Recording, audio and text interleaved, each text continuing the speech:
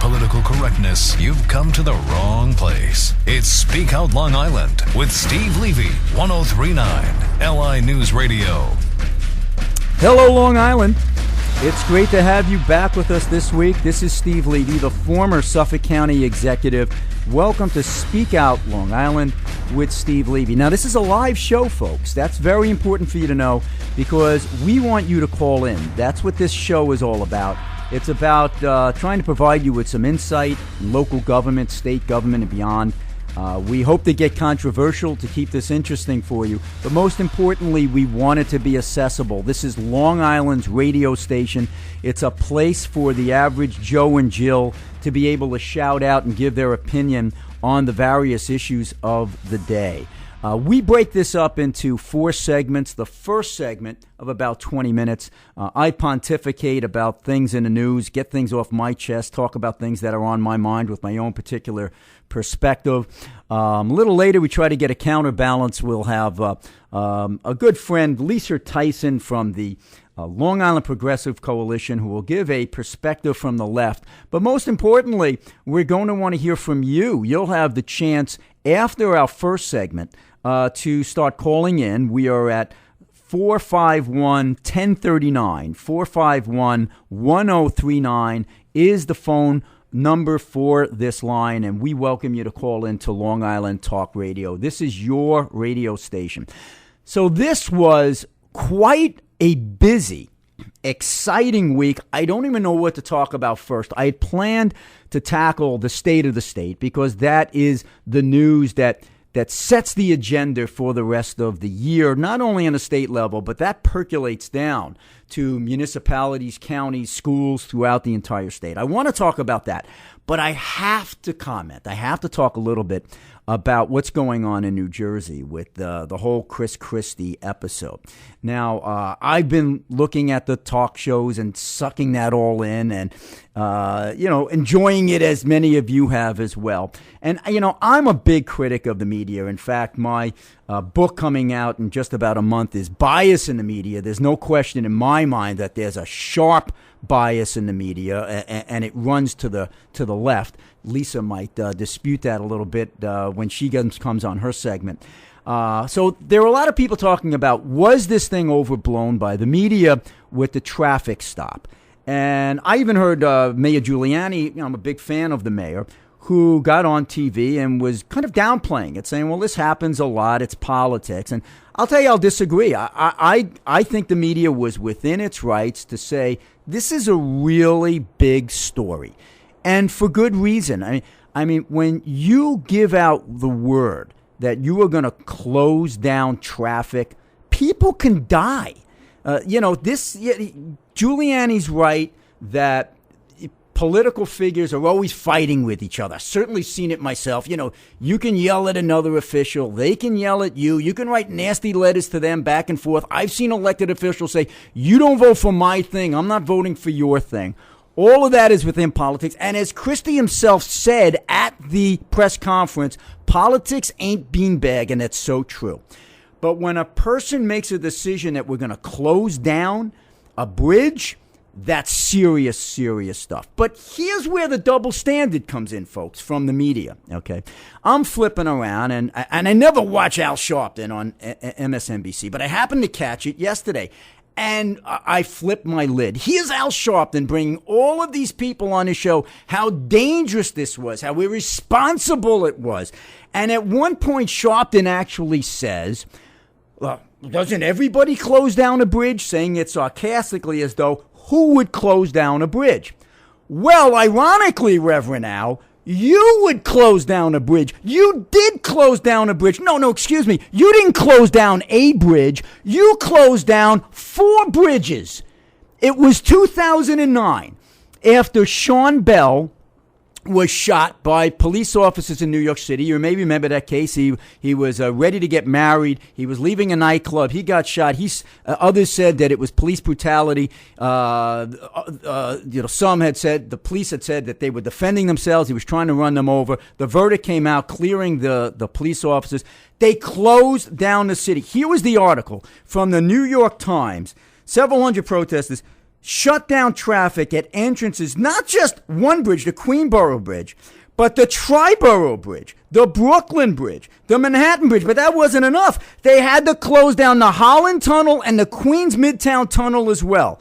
Quote, the Reverend Al Sharpton, who coordinated the protests, was among more than 200 people who were arrested by police, nearly all of them in an orderly fashion for the traffic block. Yes, they were arrested for civil disobedience and, of course, let out. But now with the Christie folks, you're hearing folks saying, this is a felony, somebody's going to be put away. Okay, fair game. But was anybody saying that? Where were the editorials? I remember back then thinking, how does this guy get away with that, closing down city traffic? Somebody can die because the ambulance couldn't get to them while they're suffering a heart attack or a stroke. A fire engine might not be able to get to the site to put out the fire. You might miss your son or daughter's wedding. This is serious, serious stuff. Well, with Christie, the media is rightly making it a big deal. But back then, it was just civil disobedience. That, folks, is an example of media bias and the double standard. The other thing you might have heard about is that the coverage for this event, which again, I think was warranted, according to the Media Research Center, was 17 times more coverage than what you saw with the IRS scandal on the federal level. Now, you have all of these pundits speaking incredulously. I cannot believe that the governor did not know about this. Maybe he did, maybe he didn't. I can believe it because I was an executive. And people would say, oh, you're hands-on, you're a micromanager, you must know about everything that's going on within your administration. Let me tell you, you don't. You can't possibly. And I had 10,000 people under my wing. New Jersey is a heck of a lot bigger than that.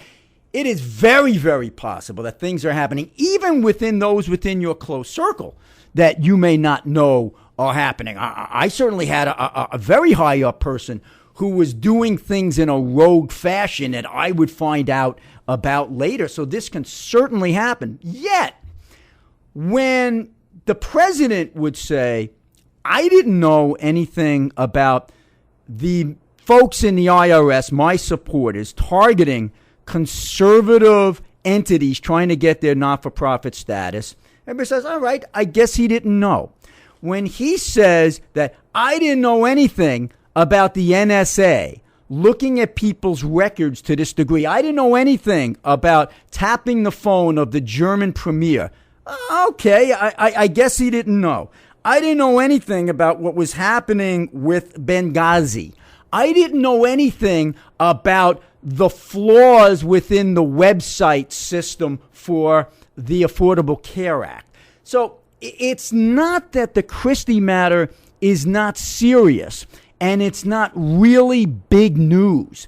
The point is how it's handled so differently by the media. That's where the double standard comes in. So we're going to want to hear your views about that a little later when we start taking the calls in the future segments. But let me give you another example of where the media missed the boat. And that was with the State of the State address this week. And you know, that's a big thing. The first Wednesday of the month, that's actually the second week of the new year, the governor comes out and lays out his agenda. One of the primary cores of this year's address was Governor Cuomo saying that he's going to take this $2 billion surplus and return it to the public in the form of a business tax cut and a property tax cut. Now, here is the astonishing fraud within this whole concept that was barely, if at all, picked up by the media. You heard, there is a $2 billion surplus in the state. Ladies and gentlemen, that is false. That is totally untrue. Here is a little snippet from Michael Gormley, and where I found this was in Newsday, not in the news section of Newsday, not in the print version, not even in the news section of Newsday. It was in a portion called the spin cycle, which you really have to dig at to get. It's all about politics. It's not really news coverage as much as it is commentary by reporters. But Michael Gormley wrote this. Now, I know Michael Gormley is an AP reporter in Albany. If that's the fella, he is an outstanding reporter. He's very, very good. He's not a gotcha reporter at all. He's really fair. But it doesn't say it's Mike Gormley from the AP. Maybe there's a Newsday reporter, Mike Gormley. I don't know. I would think it's the AP reporter. Here's what he says. Again, buried within the website that you'd have to find. Governor Andrew Cuomo's $2 billion tax cut proposal announced this week is built on a surplus at a time the state still has a deficit, is based on assumptions which some financial analysts find shaky. And it says, this is from E.J. McMahon, the president of the Empire Center for Policy, who was on John Gomez's show yesterday. Based on available numbers, it doesn't come close to adding up. Further in the article, it says, but the Cuomo administration's own mid-year financial plan still projects a $1.7 billion deficit at the end of the fiscal year on March 30th. So what happened here? The governor is saying, we might not have a surplus right now, but we project that there's going to be a surplus in future years. And when we accumulate that surplus, we're going to give it back to you. This is crazy. This is outrageous. I never heard of this in my political lifetime of 30 years, where an individual was saying, hey, it's an election year. I'm going to promise you a tax cut after the election based on a surplus that may or may not develop. Do you realize how fraudulent, how crazy this is?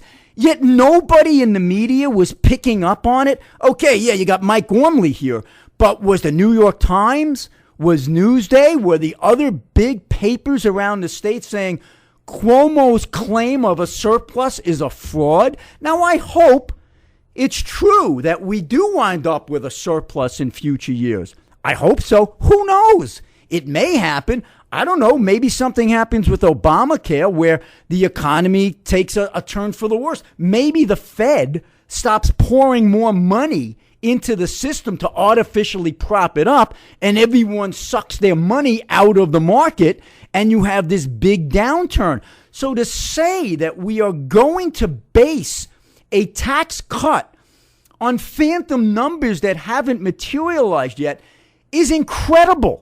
And yet it's been allowed to fester and to become fact.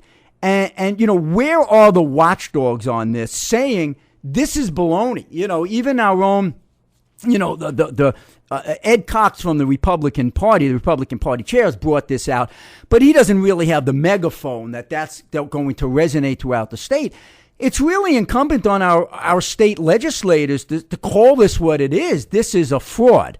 Now, one of the reasons many are not going to do this is because it's good news, and you want to paint good news as you're going into an election year. And certainly, it's a lot nicer that state officials are talking about a potential tax cut than they are a tax increase. But let's understand what this is. The tax cut would be a maybe if the surplus materializes, and then maybe if your local district agrees to keep the tax rate within the 2% cap. That's a good thing.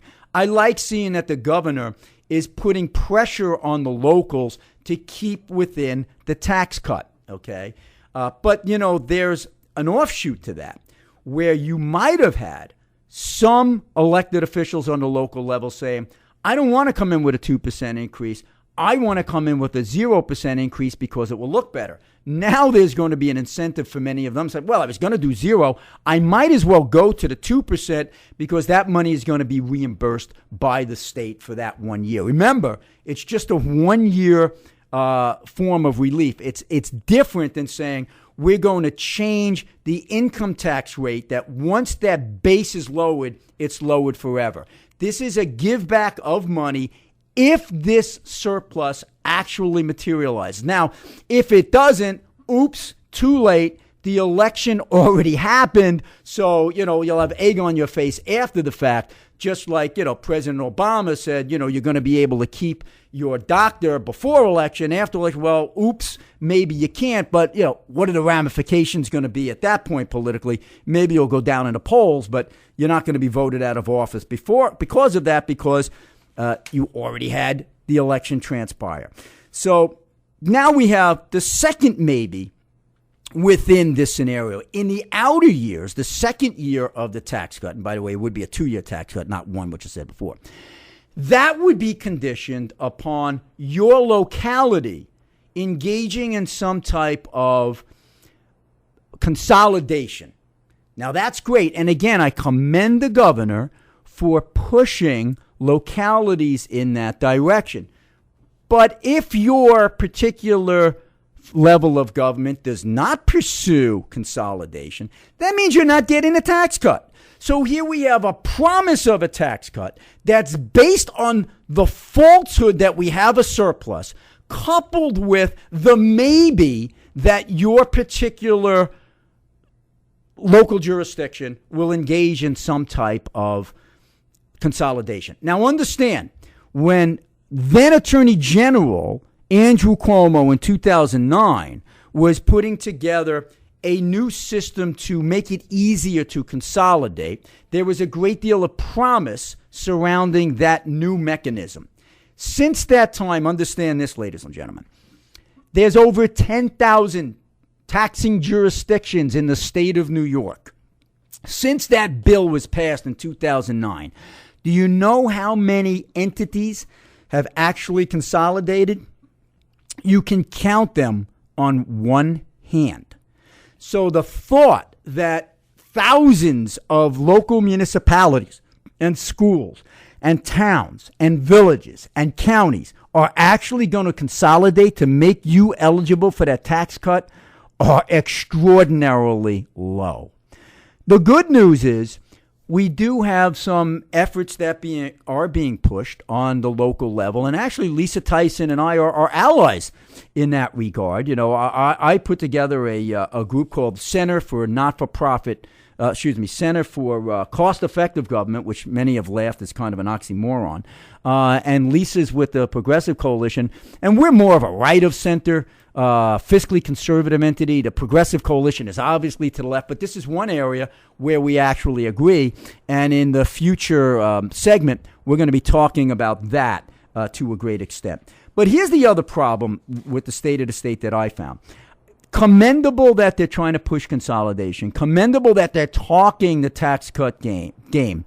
What they are not still addressing is the structural core problem with both state government and local governments. It is spending.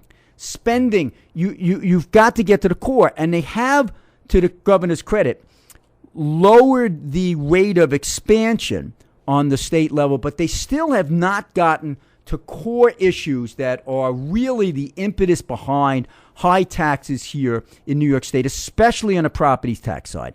And that's the egregious mandates that we have.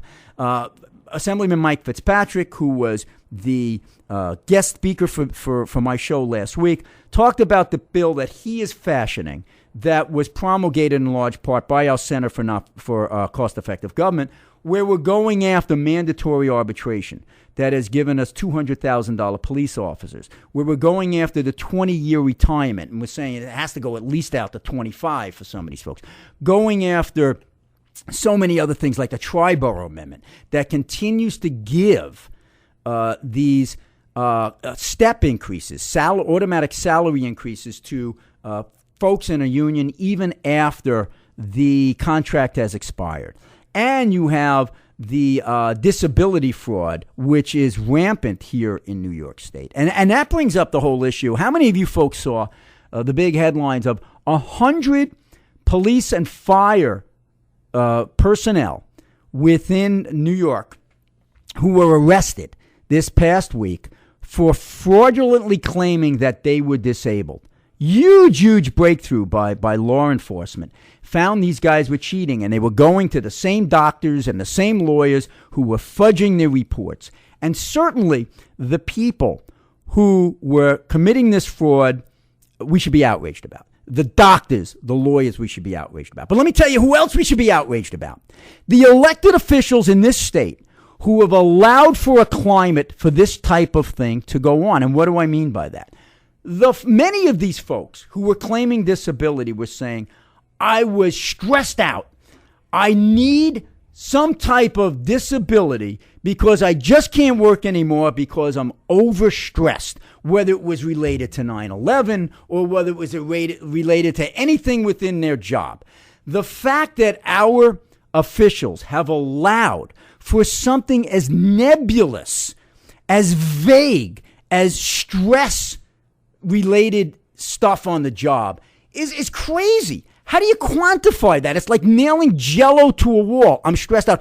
Ladies and gentlemen, who's not stressed out? In my listening audience, you have stress? You go to work, you're stressed out? I'm looking at my guys through the booth here. These guys are working 80 hours a week. They're stressed to the gills. Are they going to say, I want to go on disability because I'm stressed? I'm getting stressed out talking about this. I need disability. It's crazy. It's absolutely insane. Our elected officials in the state have allowed this to happen. We can change it. That's what our mandates relief bill is all about. We've got a provision that says if you have a heart or a lung ailment as an employee, it's a presumption that it was related to your state job, and it's almost automatic after that. This stuff has to change, folks. They haven't addressed it on the state level yet. They haven't addressed it on the local level. If we want some sanity in this state, if we want to be able to continue to afford to live here, we've got to change it. All right, this segment's wrapped up. Call us next segment, 451-1039. See you then.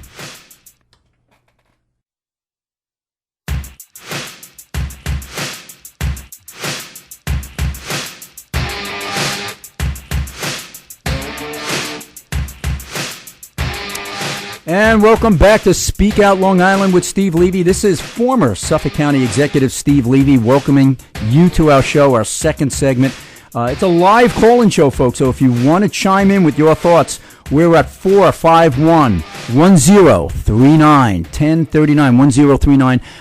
I am very happy to have with us from the left today, the Long Island Progressive Coalition Director, Lisa Tyson. Welcome aboard, Lisa. Hello. Glad to be here. Thank you. And congratulations, you're with child, and we Thank you. know it'll be a very happy year for you, we hope. And speaking of the new year, the governor set out his agenda at the State of the State.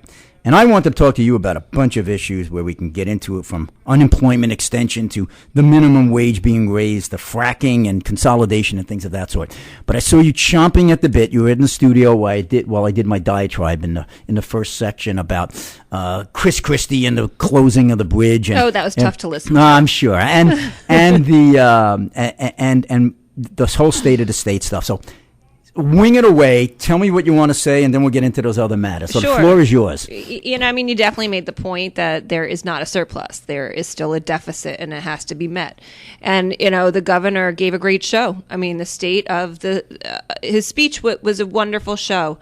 And this concept of giving back $2.1 billion in tax cuts for businesses. This is trickled down economics again. We know that doesn't work. And this is not the time to do it. Look at the state of the schools. We have cut schools in the past 4 years. We have cut them to the bone. They've been made to put in a Common Core and never given the resources to actually implement it correctly. Our schools need to be made whole again. We are having so many problems, and to think that tax cuts, and I love a circuit breaker. 5 years ago, 10 years ago, I was saying do a circuit breaker. It helps people. It's an income-based, reduction of your taxes. You pay too much in taxes, great. You're going to get some back on your property tax if you don't make too much money. But this is not the time. And the money's just not there, as you said. So, it's very disappointing. Some of the stuff he said, we totally love the women's equality agenda. We need to pass it this year, all 10 points. There was a lot of great stuff in his speech, but still, it's the devil's in the details, and this is not the time to give businesses more tax breaks. Well, I want to get into that with you about the businesses and also about more money go into schools, because I was in the assembly back in 2001, 2, and 3. And I can tell you that we spent more money on schools during the period over the last 10 years, and you do not see a corresponding increase in any kind of raising of scores or anything like that. But before we get into that further, we've got a caller. We've got Ed from Hot Pod. We want to hear what he has to say for either Lisa or myself. Ed, welcome to the show. Thank you. I wanted to talk a little bit about the media and what you were saying with Governor Christie. Mm-hmm. I feel that you are 100% right. They are crucifying this man that is leading a state, and somebody on his organization screwed up. Okay, he's up there, he's addressing it. He did a 170-minute press conference answering every question. He's not hiding from anything. Why do they torture him? Look at our liberal media on Long Island. You know, in Nassau County, Newsday, they wanted Tom Swazi to be the county executive. They blasted Ed Mangano at every chance they could. You know, it's got to stop. The liberals controlling the media are just they're going to ruin our society, and they're doing it with Christie, and it's so evident. And you're on point, Steve. Well, thanks, Ed. But Ed, do you see? I actually believe that it was fair game for the media to go after this issue, because in my mind, it's serious. I mean, I think Mayor Giuliani was downplaying it. So I don't think they were wrong for going after this issue. I do think there was a double standard as to how they treated this compared to other people and the president. But let me ask you, do you think they were out of bounds? The media was out of bounds in going after the issue itself? Absolutely not. But to carry on the way they did, look at Benghazi. Where that story's done. You know, we had a diplomat, a United States diplomat, killed on American soil. Our embassy are on American soil, and where's the big story upon that? That wasn't Hillary Clinton. If that was a Republican in there, that would have been a different story. But I think the issue here of why the story is so sensational is because it's about political retribution. And that's the difference. And we believe our elected officials, whatever party they are better than that. Lisa, wasn't the IRS scandal about political retribution also, though? And that's the thing. 17 times more coverage in 2 days on Christie than the IRS scandal. That got a lot of coverage, and it got coverage in hearings, and there was a lot of things to it. I mean, the Christie piece, the idea that someone died. Okay, someone died getting to the hospital. That's the reality of that decision. And it's very hard to believe that he had nothing to do with it. On American soil, our diplomat died. And where's the story about that? Where's the investigation on that? Where's the punishment for that? And, you know, where's the investigation? 2 days after the Christie event, the federal government is initiating a very serious, deep investigation. We're still waiting to see if there's going to be investigations on, you know, the NSA or how serious the IRS investigation will be. But I think we're all in agreement that they were both very, very serious situations. But there's a double standard. I think there is. I think there is a double standard. But I think they weren't out of bounds for at least addressing this as a very serious situation. But how it's developed after that, that's where I think you see the bias come in. I agree. All right, Ed, thank you very much for your call. Thank you for bringing the truth. We appreciate it. So, Lisa, let's go back to the state of the state, okay, where you were mentioning the business tax cuts, okay? The corporate giveaways, yeah. Are you opposed to just lowering the corporate rate in general? No. Or when it's targeted to specific places? No. I mean, corporations, there are some corporations in the state, that get across with loopholes and pay very little in taxes when the people are ending up paying the taxes.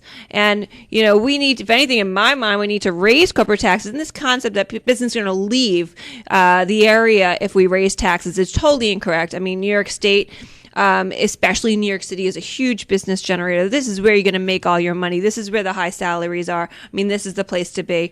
We need to stop these corporate giveaways. It happens on the federal level, it happens on the state level. And we have to make sure that, people are paying reasonable taxes and that it's based on your ability to pay. But you do. Look at property tax system. It's horrible. But you do recognize that in this highly technological society that we're in, and the mobile society that we're in, the global society we're in, you don't have to set up your business in New York anymore. You can be in Jersey. You can be in your home with some of your business. Right, You like can, Toys R Us, which set up a holding company in Florida. So Well, they have but to pay why New are York they State. doing So that? you have to close those loopholes. but- Why are they but- doing that? Because they're greedy and they don't want to pay taxes. But it's also that, there's an incentive for them not to do work in this state. And I will commend the governor for, I happen to like the idea of these tax-free zones. I mean, I was a proponent of it when I was running for governor. I said, we were in a doldrum. I said, waive capital gains on investment in certain New York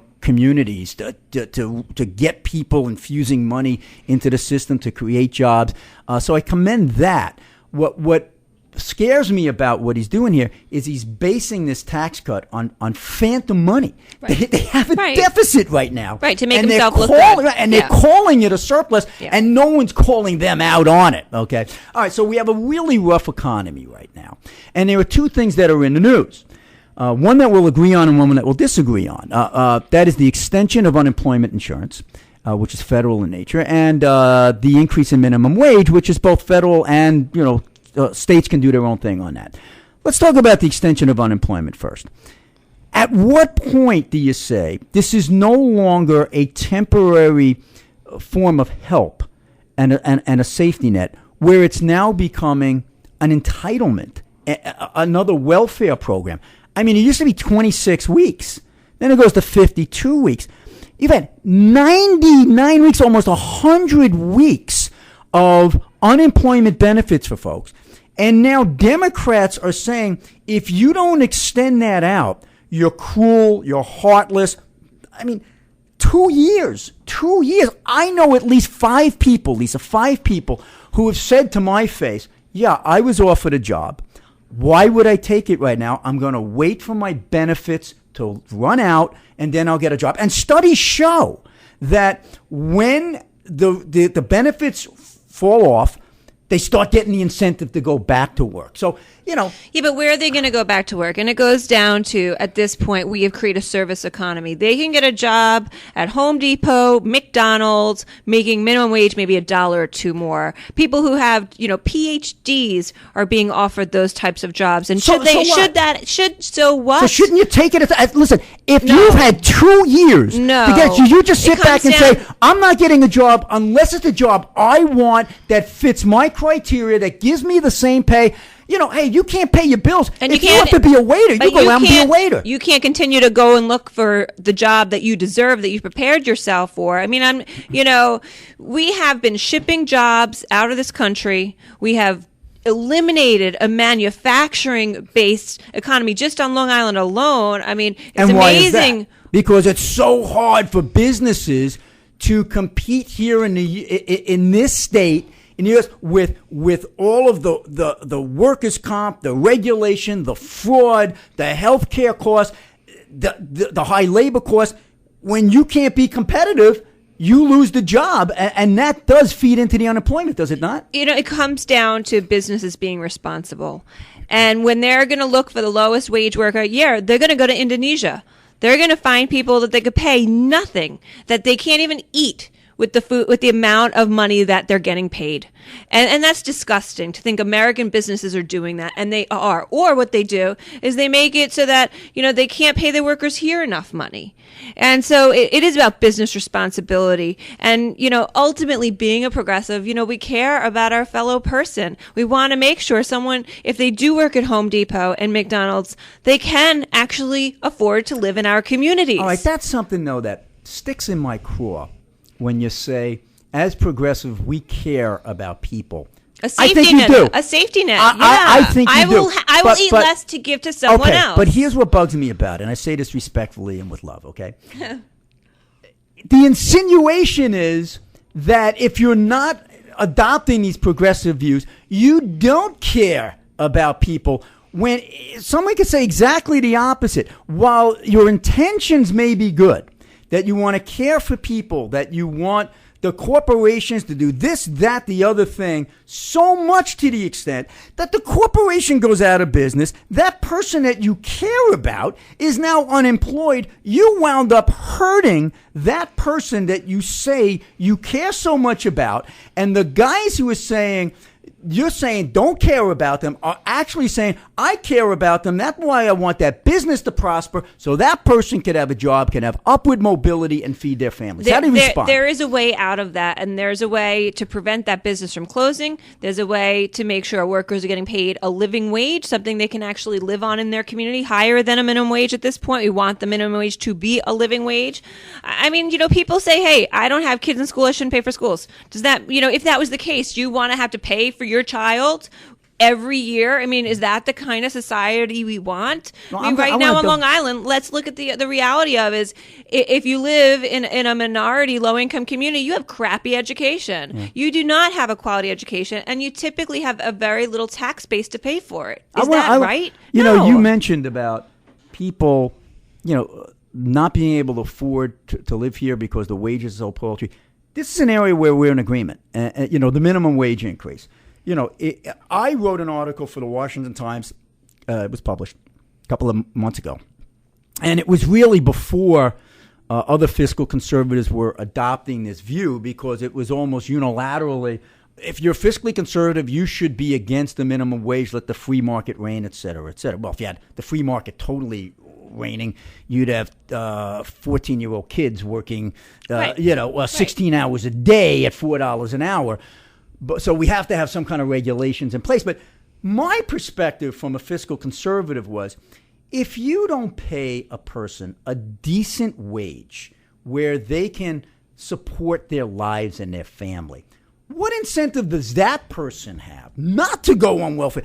I mean, you have some studies from Pennsylvania, for instance. If you didn't go to work and you took advantage of every welfare program out there, from Section 8 to Medicaid to the Earned Income Tax Credit to this, that, and the other thing, you can make up to $57,000 a year not working. And other studies have shown, in D.C. it could be $44,000, depending on what they accumulate into the study. If you're working minimum wage, $7.25 an hour, now $8 an hour in New York State, soon to go up to $9 in a couple of years. You're making what, $20,000? Right. You're getting up in the morning every day. You're going to work. It costs you $3 in gas to get to work, or $3 in a bus fare to get to work. What are you coming home with? Exactly. And then treat people with some dignity. Right. And you're making so little, you actually can go on health care, government subsidized health care, which is what what like Walmart tells their workers, listen, we're paying you so low, and you can go on government health care and you can get Medicaid. So, ultimately we're paying for them. Meanwhile, the corporation they work for should be, and there has to be minimum wage increases. And the increase in New York State is too small. It's too low. It was negotiated. It was a horrible negotiation in the budget season. Because now you have folks trying to unionize Walmart, and fast food workers trying to get as much as $15 an hour, which is a huge jump from where we are. But really, not that unreasonable. And when you look at where they're working, if you look at how much it costs to live in the New York metropolitan area, I mean, look at Long Island. You can't get a one-bedroom apartment and rent it for anything.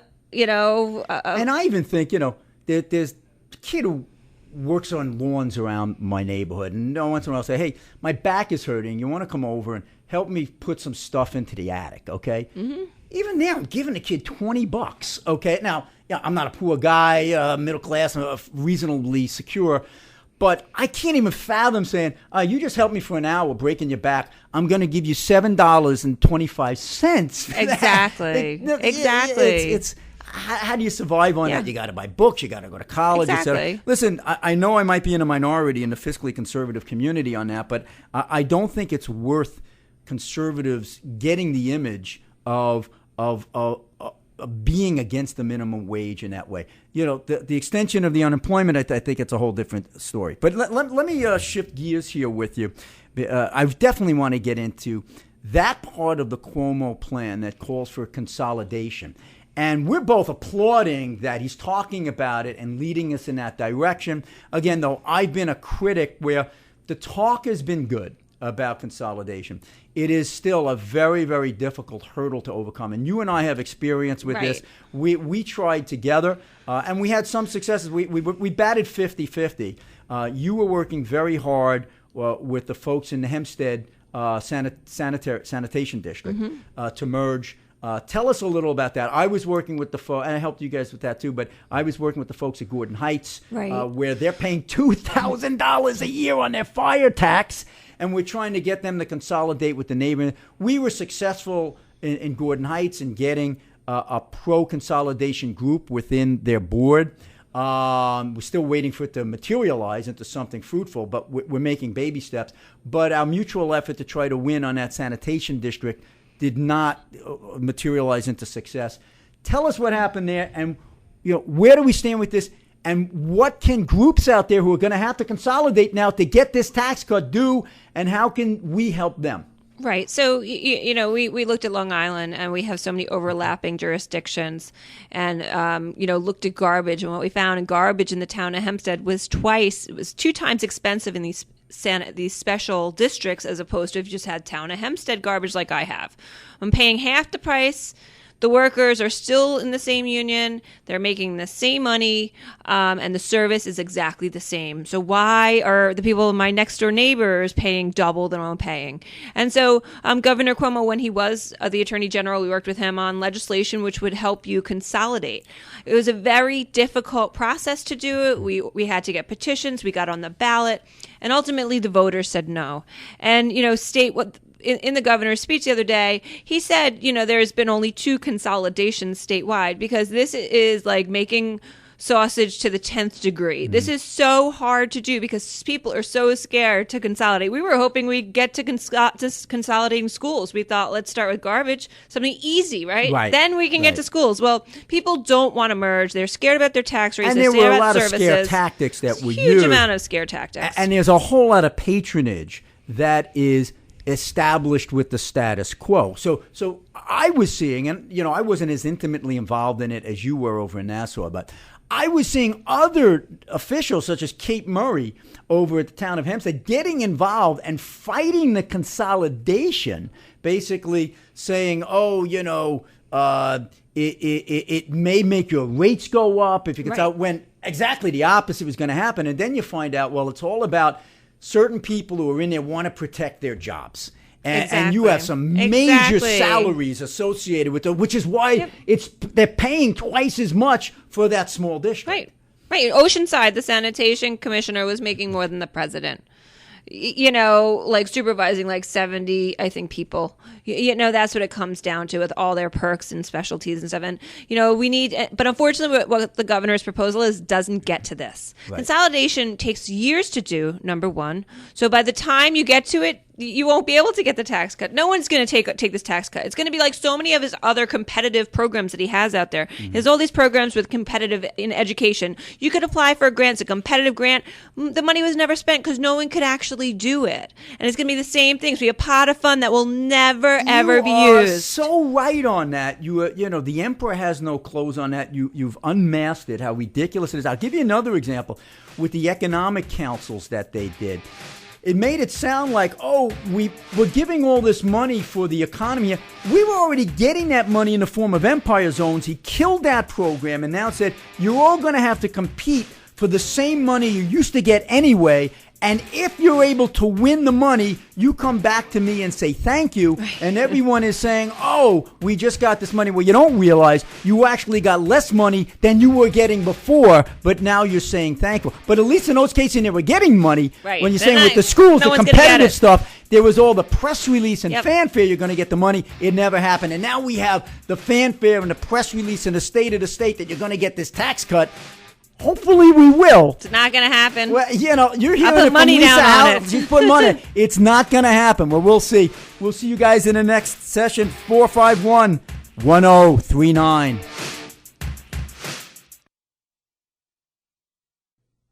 If you're looking for political correctness, you've come to the wrong place. It's Speak Out Long Island with Steve Levy, 1039 LI News Radio.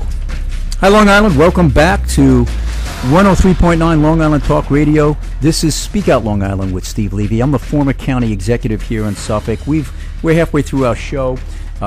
We are talking with Lisa Tyson from the Long Island Progressive Coalition to get a sense of balance on many of the things we've been chatting about this afternoon. But you are welcome to chime in from the left or the right. The number here is 631 area code 451-1039. I'll say that again, 451-1039. We welcome your calls. Lisa, in the last segment, we were talking about consolidation and why it's going to become a major issue again that's focused upon. And that's primarily because the governor has said if you folks want the second phase of this property tax cut, which you claim is not going to happen, that their governments, their local governments, schools, villages, towns, are going to have to show that they're doing something about consolidation. And we saw how difficult it was to do even a simple consolidation of a garbage district over in Nassau County. And you were working very hard on that. I participated as well through the Center for Cost-Effective Government. But these municipalities in 2 years are going to be saying, well, how do we show that we're consolidating, but is the money big enough for them to care? Right. Yeah. And even for the average homeowner, maybe it'll be $200, that they'll get off of their bill. So that's the question: will they care? What we're trying to do in the Center for Cost-Effective Government is come to the realization that it is really, really hard to get folks to consolidate school districts, because you can have Sayville and Bayport, for instance. They tried to consolidate maybe 15 years ago. You can't get two more homogeneous type of places. Same race, same income, same look. Yep. And they couldn't consolidate. Well, we don't want to deal with their problems. Johnny wants to play JV next year, and we don't like their colors. But you can't get them to consolidate. It's really. So then when we started to realize maybe instead of consolidating the districts, we should be consolidating their purchasing, sharing and their services. Services. Yeah. So, for instance, what we're doing in the Center for Cost-Effective Government now is allowing for these different entities. Let's use school district, for instance. They all have to do buildings and ground and cafeteria service and security and things of that sort. Transportation.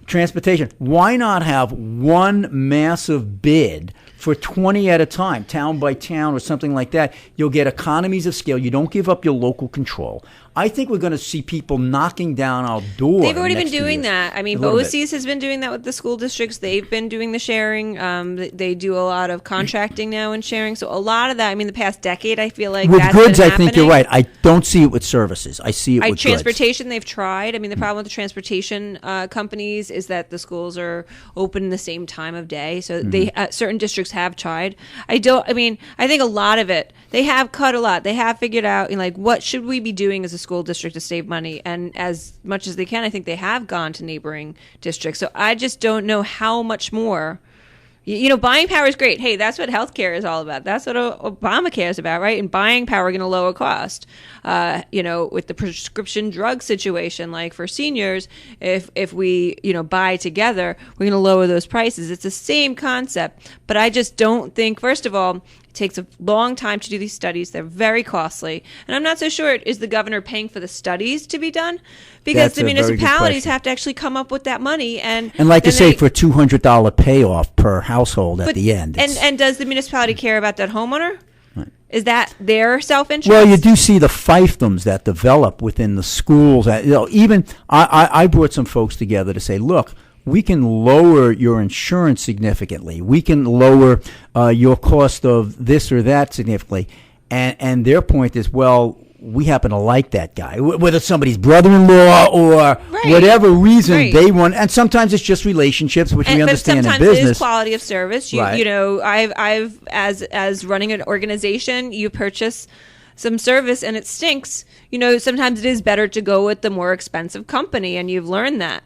But also you lose that control, right? And, that's what it's all about. And support, right? But I don't know. We'll see if the Cuomo plan will provide the impetus for some type of consolidation, which heretofore has not happened. It's been talked about. a great deal. But it's Right. one of the reasons that we have such high taxes here on Long Island. I would propose as well, it's also high personnel costs. That's something where you guys might disagree, but we do both agree on the fact that all of these fiefdoms, these 900 different levels of government, are definitely a major reason for our high taxes. Duplication of waste and services is not something the progressive community supports. Right. And that's what the consolidation campaign was all about. So don't think that we want people to have jobs when they're just sitting there doing nothing. I know you took a lot of heat. You guys took a lot of heat from the unions when you were trying to get that sanitation district consolidated, because again there was that fiefdom. Look, we happen to like our guys making all this money, and I commend you guys for the bravery and saying, hey, listen, that's not in the best interest of the overall good there.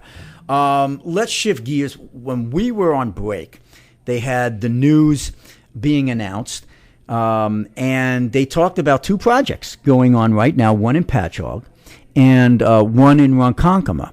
The Patchogue is much more further along for workforce housing, for revitalization, and you're going to see the same over in Ronkonkoma. They have not broken ground there yet. And you also saw the first renters going into Avalon Bay, Very exciting. In Huntington Station, and that was there was major controversy The about battle that among over battles. the years. We were okay? very involved in that. But here's another example. Again, I'm the fiscal conservative. You're on the more liberal side.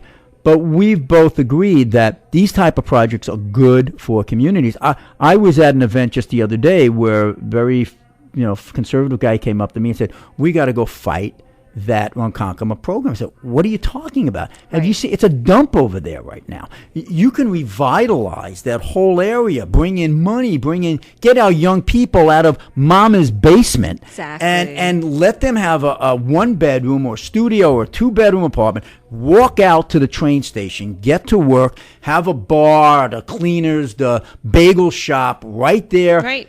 Look at what's going on in Patchogue right now. People were opposed to the different housing projects that, well, I shouldn't say projects. They're beautiful. I'd love to live in these things. The housing facilities that were built in Patchogue. That place is turned around 180 degrees. We in the county. It is revitalization. Right. We in the county were partners with Mayor Pontieri, and the reason we gave him about $8 million for these build-ups, because he was one guy who came in and said, yes, I want to do this, despite the fact that you had some who said, we're afraid of this, and we're afraid it's going to be Section 8 and this and that. He said, yes, let's do it. So you now have a revitalized theater, you have a new YMCA, you have art space, which has, apartments for artists, you have that on the four corners, you have that new nice apartments coming in. All those people who are renting are going to go downstairs and frequent the restaurants and the drugstores, etc. Exactly. So, we have a campaign called YIMBY, Yes in My Backyard. We want to tell... As opposed to NIMBY, not in my backyard. Exactly. We're not even going to mention that word. It's all about saying, we do want this in our backyard. But I think on Long Island, what we found is people are scared of change. They usually came from the city, right? To have a single family home with a lawn and a car, maybe 2 cars, maybe 3 cars, maybe 4 cars they have to have now. And they're so scared of those people coming into their neighborhood and bringing down the value of it is about race. Let's be honest. And I think, some of it is race, but some of it is also change. Some of it is fear of their property values going down because now you have more lower income people, even if it's white folks. Exactly. But what studies can show is that when you build a 1 or 2 bedroom apartment, who's going in it? It's not a family of 6 on social services section 8. It's a young kid who's trying, in the 25 years old, who's trying to get out of mom's basement, who can't afford a house, doesn't want a house. They're going to Brooklyn. Exactly. They're going to Manhattan, even though it's very expensive there. They'll room with someone else because they want some excitement. A lifestyle. I mean, they want to be able to walk around. Who wants to live in a house, in the middle of nowhere where you need a car to go everywhere? You can't go out drinking and then actually get in your car and get home. I mean, kids, young people want to have some fun, and we need to change Long Island. And these projects are great to do that, especially when you talk about artist community. I mean, Avalon Bay was really tough. People were fighting, income levels of 80 to 120% of median income, saying that's going to create a slum. Right. That is not a slum. We're talking about people who make $60,000 to $100,000. You don't want those people in your neighborhood? Well, who do you want in your neighborhood? Well, and the demographics are changing, like you said. It used to be that this was a bedroom community. Right. That, dad was the only one working, and you had one car in the household. He went to the city. He actually took you the got train on a to the train or city. you drove your car into the city. Yeah. That was 80% of the population. Exactly. Now 80% of the population is living and working on Long Island. Exactly. You have, a lot of people who have left the island, and you have some who are trying to stay, but especially in that younger group, the professionals, who, by the way, we spent a fortune on educating. Exactly. We have the They don't most want- expensive educational system in America, and we do produce good kids coming out of schools, relatively Right. speaking. Look, we have our problems, but course. relative to New York Of City, course, they're definitely. good schools. And then what happens? They're going away Right. to college in Boston or wherever, Carolina, and saying, I'm staying here. Exactly. You know, 'Cause whether there's it's good Carolina jobs. where it's cheaper, Right. or it's Boston where there's good jobs and there's some excitement. Right. And walkable communities, and Right. that's what it comes down to. It's sad, and I think there's more developments, but at the same time, there's like 20 developments with affordable rental housing right now. So many of them are going to get taken off the plate because of people saying no. And it's when sad. I hear people say to me, we don't want to deteriorate our neighborhood. And then I look at the difference between Patchogue and Riverhead. Okay, two communities Right. that were really in the Right. same stage. Yeah. They got clobbered by the malls and the changes inside. At one point, you had to go to Patchogue to get your stuff. I'm talking about in the Right. 60s and the 70s. You had to go to Riverhead to get your stuff. You don't have to go there anymore, so they were hurt by that. So now you see the tale of two villages, Right. where Riverhead had plan after plan after plan, and they couldn't say yes. They just could not bring themselves to say yes to any of it. Exactly. And you still have blight in the middle of Main Street. They're finally getting to the point with this administration where they are, this new administration, saying yes, and hopefully there's some light at the end of the tunnel. We'll see. But Patchogue said yes. For folks out there, if you haven't been to Patchogue on a Friday night or a Saturday night, it's fun. Go check it out. I mean, especially And in it's the summer. a diverse community too. Right. And so, I think Patchogue is the perfect example for how you could redevelop on Long Island, to bring different communities together, to have respect for each other. I think the mayor's done a great job in really changing the dynamics of what's been happening between the Latino community and the rest of the community, and really bringing everyone up. A high tide brings all boats up, and I think he's definitely done that. And sometimes it's just a matter of saying yes. And It developers get a bad name too, and sometimes properly so, and sometimes wrongly so, because there's nothing wrong with the developer making a profit, and you've got to give that He's guy or investing gal a lot of money. Yeah. He could lose a lot, and that's what's happening. Look at Hicksville. Right. No developers want to develop in Hicksville. Why? Because they know that town board will not support any development. Meanwhile, every main train line goes there. There is a sea of parking lot. The community is really diverse and actually probably wants to do some really good transit-oriented development. But why I wouldn't put my money if I was a developer in, because they're going to put hundreds of thousands of dollars, like Charles Wang did with the lighthouse, and get nowhere. At Zero Wire. I mean, that site over in just over the Nassau-Suffolk border in Nassau, has it been 2 decades? A mall is different. When you're just talking about a single-use mall, as Right, it's opposed not to housing. a whole development that's really a smart growth development. It's apples and oranges in my mind. We need another mall. I live over there. We don't need another mall in that area. Okay, but it does show how hard it is on Long Island and risky it is to make an investment. I know one of the things I was trying to do as county executive was to create that type of holistic community with the shared retail and workforce housing in Yapak, along with a destination point of entertainment with an outdoor and indoor stadium and cultural arts. They came and killed it. They went to the legislature, and it would have been done by now. You would have had this great housing for our young people.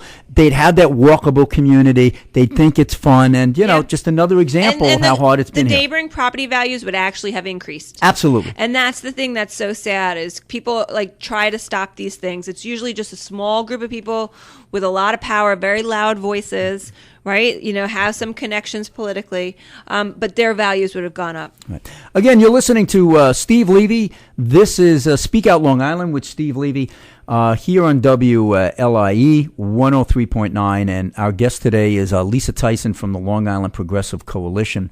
And your calls are welcome. Just give us a ring at 451-1039. Lisa, for the remaining minutes in this segment, this will be your final segment. Thanks for joining us as long as you did. You're welcome. I saw an article in the Long Island Business News. It was from their editor, Greg Zeller, talking about fracking and his frustration with the governor.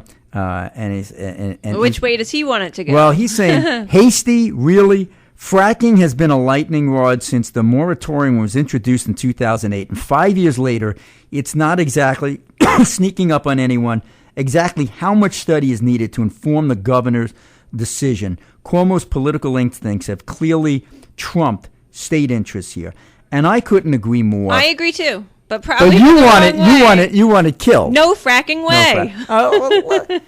But don't you see that fracking is the key to open the door to, number one, prosperity for this nation, number two, energy independence for this nation, and three, an actual environmental boost for this nation? And I know you guys are big on environment as well. That's and I know really people can say about, it's going to pollute the groundwater, but we're all talking about fossil fuels and dirty oil. Natural gas is infinitely cleaner. But it's a fossil fuel. But yes, a fossil fuel, but it's clean. Fuel. It's clean stuff, especially relative to coal and relative to the oil. And wind, then. Now, listen, hold on. I love solar and wind. I made solar Suffolk Solar County, but you know darn well that one coal-fired plant produces more energy than all of our solar combined. I want to build solar. I want to build wind. I want to build water, but we got to be real. Right. So we need a bridge of energy to get there, right? Right. So, and yes, natural gas is the cleaner than coal, than oil. The problem is we have seen that fracking destroys land. There are so many examples of what happens due to it. Do we want that in New York State? And there's other ways to get natural gas still. And so... obviously, that other way was not economically feasible enough for investment to be made to tap it. It's got to be, as we said before, developers got to make money. An investor has to make money. But the other option is efficiency and significant efficiency. We run a program called Power Up Communities. What we do is we have a community benefits agreement with contractors. We go into your home, and the contractors use all this technology to figure out where are the leaks, where's the energy efficiency issues. If you need a new burner, we'll swap it out. There's a way to pay for it. We need to lower the amount of energy we use. And we've been doing that. We've been beginning to do that, but that's where investments need to go. We don't need to use as much natural gas. We don't need to use as much oil. We need to make our homes more efficient. We need to make schools. This concept of schools, every school should have solar. It is, that will pay itself, and then if we can lower it. Part of the whole stimulus program, a huge, we're talking tens of billions of dollars. Would you be comfortable fracking if let's just say, theoretically, our aquifers in Long Island that we depend on for water, would you be comfortable fracking into our own land here? Because we're talking about upstate, we're not talking about here. Well, that's right, because number one, we have 3 million people here with a very high water table, but also what they were talking about upstate, they were not talking about fracking everywhere. They were talking about certain areas outside the huge New York City aquifer zone. So if you can't frack, it's like Amwar in Alaska. But answer my question: would you do it on Long Island? No, you wouldn't, because that would make it so we do not have our own water source. People in Binghamton feel that way too. I think it depends on the circumstances, depends on the science, it depends on the geology of a particular region. Listen, I don't think it's appropriate for oil wells in the middle of Hauppauge and Riverhead, even if we had oil. But in Alaska, where nobody lives, you got to do it somewhere. When you have that small a concentration of people relative to a city, for instance, where do you say yes? Do we just keep saying no to everything? I know some environmentalists who I really admire. I like them a lot, and I agree with them so strongly on wind and solar and hydropower, but you got to say yes to something that's practical. You can't just say no to everything. And hey, you we can't say yes just say, to repowering power plants. I mean, I got attacked for that, and that's basically taking our existing power plants, making them efficient, and having them use natural gas or oil in certain but the days. price tag there, I looked at that as well. Now, I'm in favor of it from an environmental perspective, but weren't they talking about like $1 billion to repower Northport and Port Jeff? Caithness, which was a brand new power plant on open space with trees and actually had some very critical environmental areas there, that cost way more than repowering would have been. So should we be building new power plants in open space in forest areas, or should we be cleaning up the old ones where people need that tax base? People in Northport, I agree with you on that. I mean, their taxes are going to raise one way or the other, 50%. Repower the plant. Look, whether it's Caithness or whether it's in Port Jeff or Northport, you're still talking about natural gas or oil. So it'll be more efficient. Much more efficient. You'll use so but you much can't less of do it. without this But stuff is the point. We still have ways of getting natural gas here without having to frack away our environment. I mean, look at the examples of pollution. There's movies out there. I mean, this stuff is real. It's not pie in the sky. This is really happening, and it's dangerous. So yeah, but no I also way. know North Dakota has a 2% unemployment rate where fracking is going wild. Pennsylvania is getting the advantages of the economic boom that has come to with fracking. And here you have people on the other side of the border in New York who have been desperate for jobs or something coming into the economy. And our own state officials are saying, we have to study this a little bit more 5 years later. We have about 15 seconds left. Lisa Tyson, Long Island Progressive Coalition. Thanks for coming. Any parting words? No, I really, this was fun. Thanks. It's great to get your perspective. Thank you. Good luck with your first baby coming up in April. And we'll be back the next segment. Please call us 451-1039. If you're looking for political correctness, you've come to the wrong place. It's Speak Out Long Island with Steve Levy, 1039 LI News Radio. Welcome back, Long Island.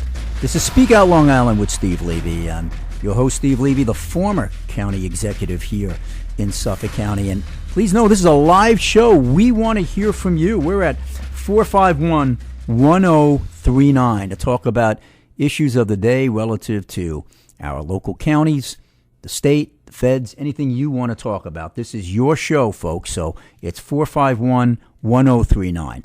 In the last two segments, I had as our guest Lisa Tyson from the Progressive Coalition. And I don't want you to get the idea that here I am, known very much as a fiscal conservative, that my goal is to give a platform to the Long Island Progressive Coalition, because I've now had them on twice in the three shows that I've had. But the reason I do that is I try to give a differing perspective on the issues that we're talking about. It can get kind of boring if you bring someone in who agrees with you on everything. We want to be balanced. We want to get that other side. But as we'd have it, we actually had some things we were agreeing on, but other things that we disagreed with vehemently. We'll get into them a little bit more later. But right now we've got Ron from Northport who wants to chime in. Welcome to the show, Ron. Ron, are you with us? It's good to see you back. Thank you. Welcome aboard, and what do you have to say? Well, Steve, I'm very, very concerned about we've got a Sandinista socialist taking over New York, his wife a disciple of David Dinkins, planning all kinds of redistribution of wealth in New York City. What do you see in terms of the potential impact further east, Steve? I'll tell you, it's a great question, and I'm concerned. I don't work in New York City. I don't live in New York City, but so much of our economy, Ron, really is affected by the health of New York City. And, Giuliani and then followed by Bloomberg created a business climate where people wanted to live and work in New York City, bringing the crime rate down was a phenomenal boost to the area. And let's face it, we like going into the city for the culture, the sports, and everything else. You can feel safe walking the streets. My fear is like yours, that, we're going to go backwards. I don't get this. You see the success that Stop and Frisk had, the murders that were taking place in the early 90s, and we curtailed that. Now, it wasn't all Stop and Frisk. It was a lot of other things as well. But to see that happen, and now we're going to go backwards, it's absolutely crazy to me. So I don't know why in the world we'd be wanting to do that. Now, you also mentioned, Ron, about the taxing policies of the incoming mayor. One of the reasons that New York City regained its health over these last couple of decades is this attempt to say we're no longer going to be hostile to business. Now, there still are ungodly amounts of regulations and things of that sort, but to just say we're going to keep on taxing and taxing and taxing those of higher income, it sounds good, but you do reach a point where you can kill the goose that laid the golden egg. In California right now, they have a 13% income tax on higher wage earners. You have some people saying, I don't need this anymore. I'm paying 39% on my federal. I'm paying 13% on my state. The majority of the money that I'm making is going to the government. You look at a guy like LeBron James. I mean, why did he pick Miami other than South Beach is a lot of fun and he likes Riley as the general manager, and he wanted to play with Dwayne Wade? I'll tell you the other untold secret why he went to Miami. No state income tax. All right? If you're making $200 million on your contract and you don't have to pay 7-10% of state income tax, that's huge. That's why businesses locate in places like Texas and Carolina, because the taxes are so much lower. So there is indeed this potential to kill the goose that laid the golden egg. So it's something we got to be scared about. Now, that dovetails into something else I wanted to talk about. Mayor de Blasio is talking about increasing taxes to fund pre-K.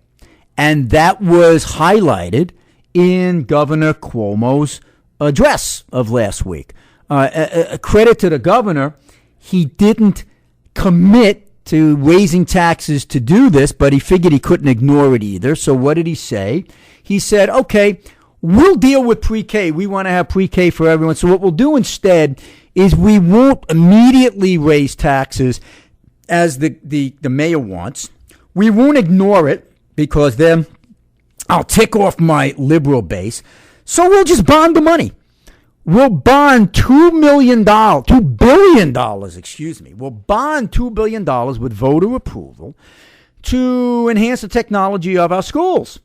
Well, that all sounds well and good, but you have to pay for it, number one. So on the one hand, you're saying we're going to give back a property tax break, but on the other hand, we're going to take it all back with this bonding, because let me tell you, the interest on that bond is substantial. But the other more important question that isn't being asked here is, even after that bond of $2 billion, even after the increase in taxes that de Blasio would want to bring upon the people of the area, does it work?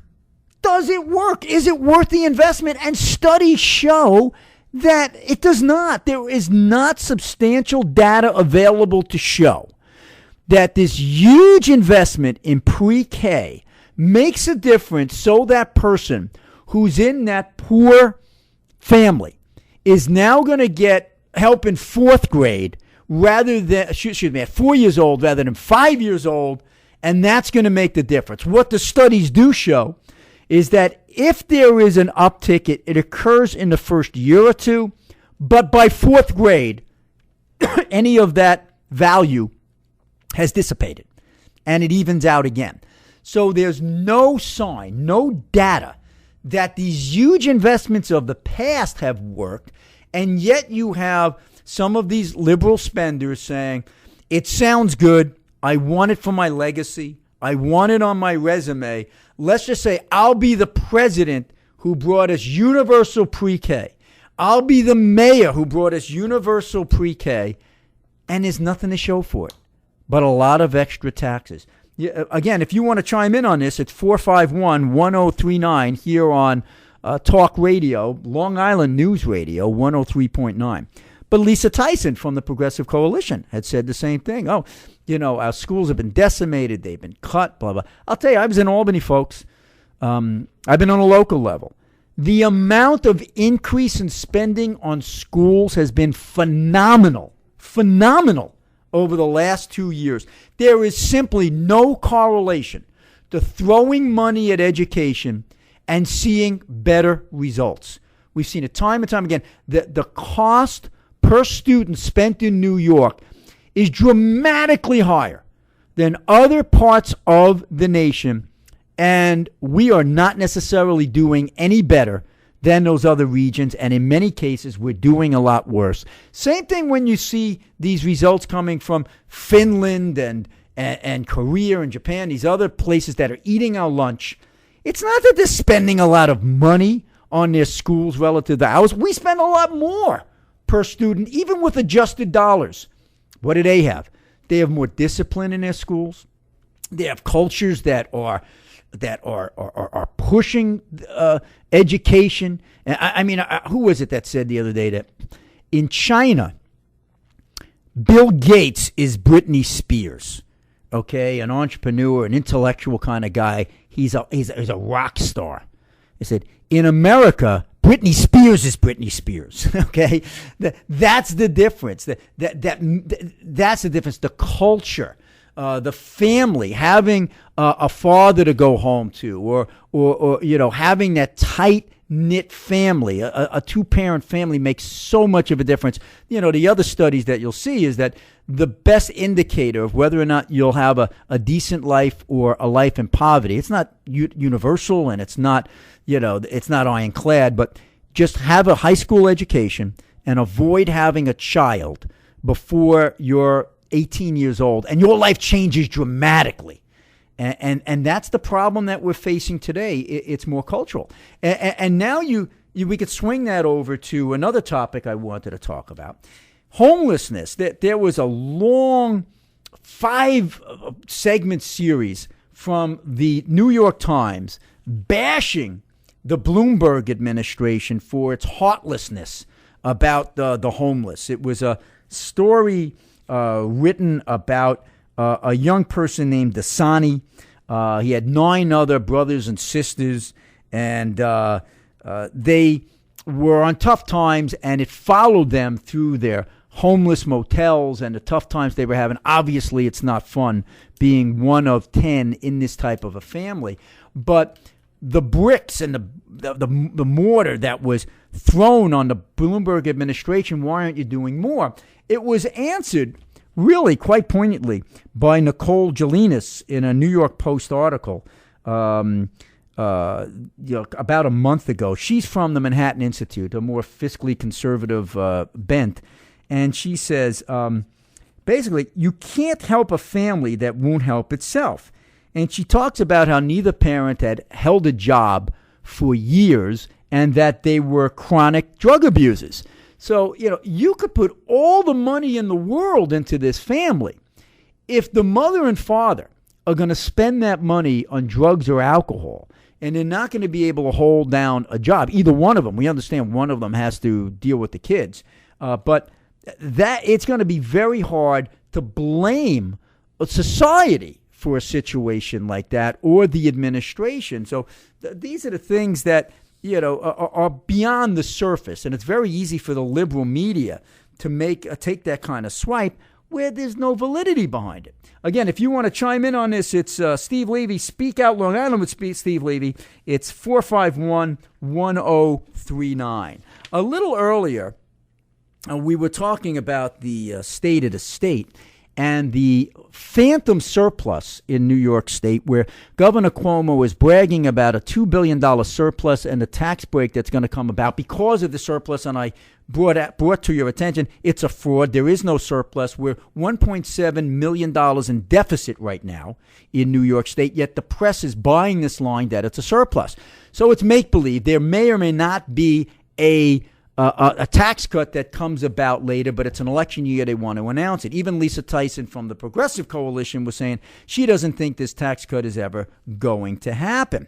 But she also, made some statements that we really shouldn't be giving tax breaks to businesses. And that's, we definitely part on that. You have to remember that those businesses are the goose that laid the golden egg. And if you are going to so overburden those businesses that they can't afford to do their business here on Long Island or throughout the state, you can't get the jobs. Those people are going to stay on unemployment. They're going to stay on welfare, and you're never going to break that cycle. Cycles that often last for generations. Generations of young kids coming up, never seeing an adult who has a full-time job. And then they get to thinking, well, I'm 15, I'm 16. That's what I saw my mother do. I'm going to do the same. I'll get a check for that. And they fall into that same trap.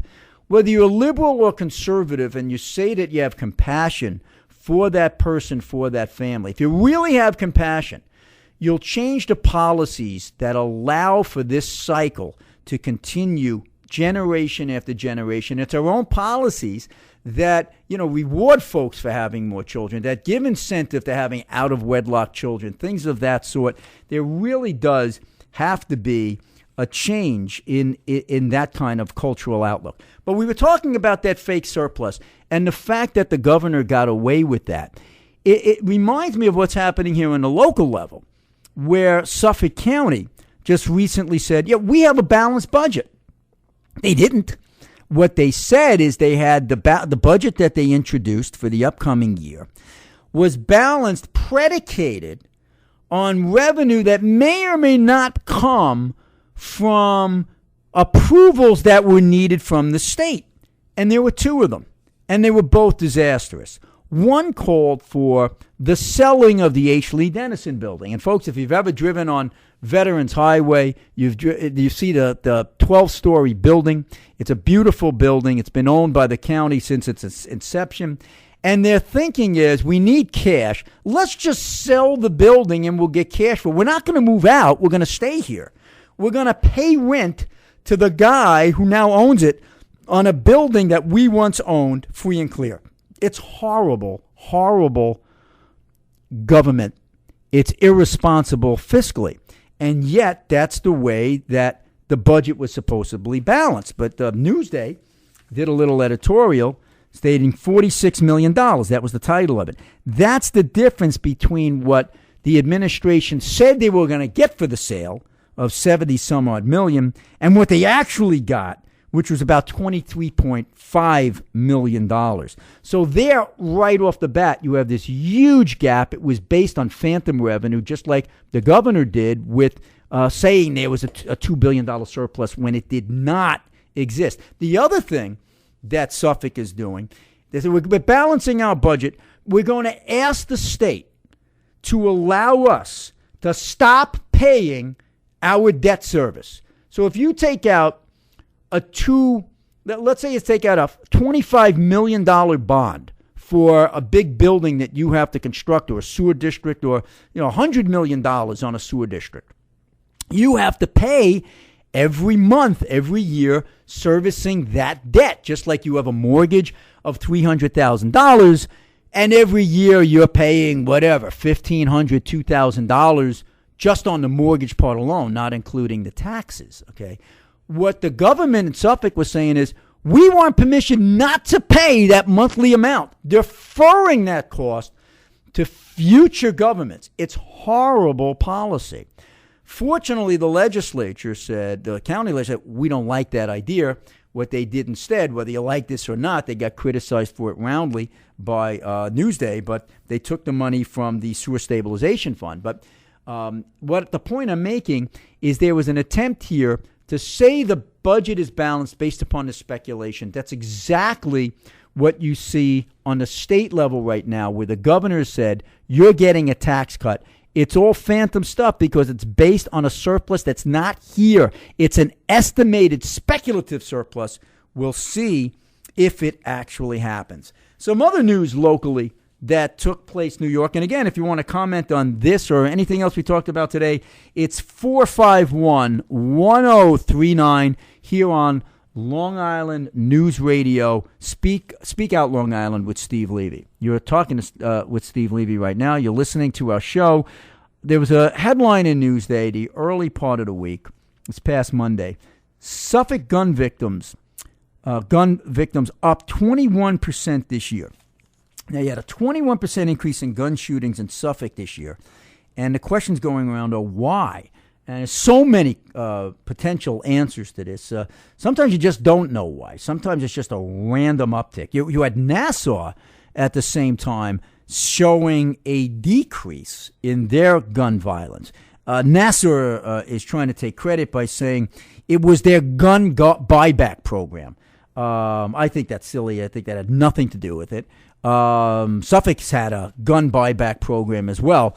I think it's kind of ridiculous. Look, it's happening now. It happened even in my administration. It's mostly money that comes from the state government that you then give to people to bring their guns in and they cash it in. As if that is going to take the illegal guns away from the bad guys who are going to do a holdup. Do you think any bad guy out there is saying, this is my one and only gun. It's illegal. I'm going to give it to the county government and I'm going to get a $100 check or a $150 check. Do you think they're going to do that in lieu of robbing a gas station or breaking into your home? Obviously, it's surplus on their part, or they're not a criminal who's cashing it in. So, I just don't buy that program has been responsible for anything when you see a downtick in Nassau. But why in Suffolk? It could be a million reasons. They blame it mostly on drugs and gangs. That probably is the case. It just goes to show, though, that, the mere fact that you come in and say, oh, we're going to do community policing, that's going to solve the problem. Community policing has always been done. Police departments have always talked to communities, but it's not just a matter of we're going to have greater dialogue and our shootings are going to go down. It's far more complicated than that. The other thing that I wanted to talk about in this short time remaining here was the fact that we got into fracking with Lisa Tyson over at the Long Island Progressive Coalition, and how adamant she and many of her colleagues are against fracking. It reminds me so much of the illogical manner in which President Obama stopped the Keystone pipeline. Now, again, you're talking about a no-brainer here. You're talking about the ability for the United States to make ourselves energy independent so that we're no longer relying on these thugs in the Middle East or these totalitarian regimes who are our enemies to supply us with our energy needs or hold us hostage. We're looking for cleaner forms of energy. We're looking to be energy independent and independent from a national security perspective. And here's the president saying no. Why? Because a handful of environmental extremists, he doesn't want to tick them off. And you're seeing the same thing with the governor when it comes to the fracking issue, where other states around the area are reaping the benefits from fracking. Our nation as a whole has just transformed itself from being a net importer of energy to now getting to the point of being a net exporter of energy. What an amazing thing that we should be celebrating. It can revolutionize what we are about here in the United States of America. It can make us so much safer environmentally, economically, and from a national security standpoint. And yet you still have folks who are saying no to everything. just do water power and wind power and solar power. I'm all for that stuff, but it's also has to be practical. And, say, oh, oil, everything's about oil. Well, when your grandmother's in a nursing home and you want her to stay warm, you need oil. You need natural gas. When you want to run your school and you want to do all the things that make life worth living, energy is a key component of that. So we're going to keep talking about these type of issues on our future shows. We want it to be controversial. We want to hear from you, most importantly. This is your opportunity, Long Island. It's a great vehicle that is away from the mainstream media. As we saw how they handled the Chris Christie situation, how they handled the phantom surplus on the state level. You're not going to hear in the mainstream media what you will on shows such as this on Long Island News Radio. It's your station. We want to hear from you. It's an opportunity to get straight onto the station. And at some point down the line in February, we're going to try to get folks from the community to be my guest in studio. So if you'd like to be a guest, you call into the station here at Long Island News Radio. We'll have you on the show. Thanks for a great week. Have a great week to come, folks. Signing off, Steve Levy.